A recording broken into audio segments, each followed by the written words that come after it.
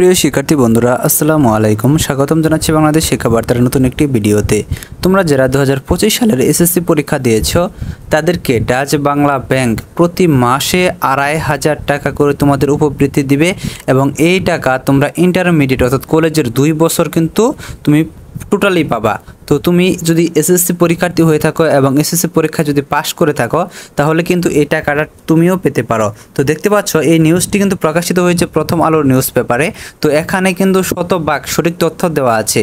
তো তোমরা যারা শিক্ষার্থীরা রয়েছে তোমরা অবশ্যই ভিডিওটির প্রথম থেকে শেষ পর্যন্ত দেখার চেষ্টা করো এবং আমাদের চ্যানেলটি যারা এখনও সাবস্ক্রাইব করো নাই অবশ্যই আমাদের চ্যানেলটি সাবস্ক্রাইব করে রাখো এবং পাশে থেকে বেল আইকনটি বাজিয়ে দাও, যাতে তোমাদের শিক্ষা সম্পর্কিত সকল নতুন তথ্য তোমাদের ভিডিও আকারে দেওয়ার সাথে সাথে সেটি তোমাদের নোটিফিকেশনে চলে যায় এবং তোমরা সাথে সাথে দেখে নিতে পারো।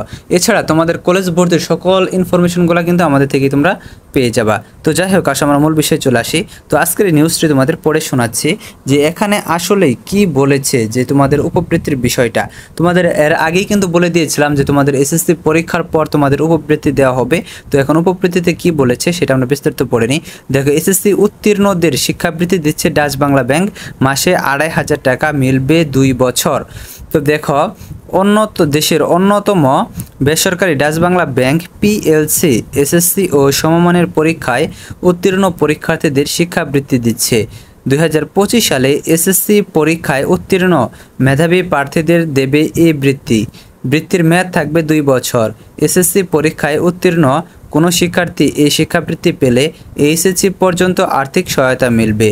আগ্রহী প্রার্থীগণ আবেদন করতে হবে অনলাইনে, সরাসরি ডাকযোগে কুরিয়ার যুগে কোনো আবেদন গ্রহণ করা হবে না।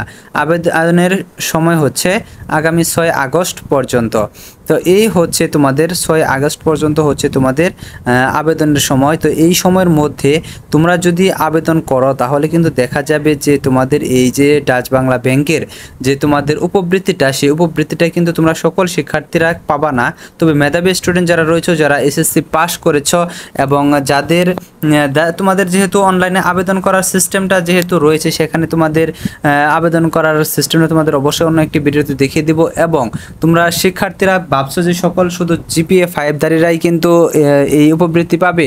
তো তোমরা 4 পয়েন্ট পেয়েও কিন্তু এই উপবৃত্তিটা পেতে পারো, যদি তোমাদের ভাগ্যে যদি থাকে তোমরাও আবেদন করতে পারো অবশ্যই। তো এখানে আসলে কে উপবৃত্তি পাবে সেটি কিন্তু বলা যায় না, তবে অসংখ্য শিক্ষার্থীকে কিন্তু প্রত্যেক বছর এই ডাচ বাংলা ব্যাংক উপবৃত্তি দিয়ে থাকে।